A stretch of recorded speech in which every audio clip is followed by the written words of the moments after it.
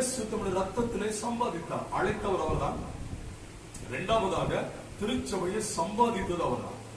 மூன்றாவதாக மத்தேயு 16:18 படியாக இந்த கல்லின்மேல் என் சபையை கட்டுவேன், பாதாளத்தின் வாசல்கள் அதை மேற்கொள்வதில்லை. அப்போ திருச்சபை கட்டுவதும் இயேசுதான். இயேசுதான் கட்டுகிறார். அடுத்ததாக 1 தெசலோனிக்கர் 4:17 அந்த சபையை எடுத்துக்கொள்ள வருகிறவும் அவர்தான் எடுத்துக்கொள்ள வருகிறார். நல்லா கவனிங்க. நான் ஒரு தலைப்பிலே நான் ஒரு கேம்ப்லாம் நடத்துவேன். இந்த கேம்போட பேரு எழுதி கொள்ளுங்கள்.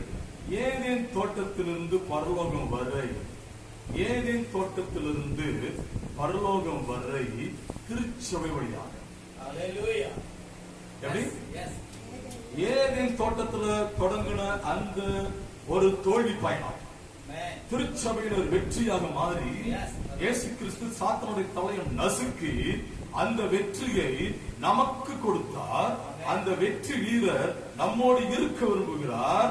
அங்கே பிரதான கட்டளையில் சொல்கிறார், நான் கட்டளையிட யாவையும் கை கொள்ளும்படி உபதேசம் பண்ணுங்கள், இதோ உலகத்தின் முடிவு பரியந்தம் நான் உங்களோடு கூட இருப்பேன்.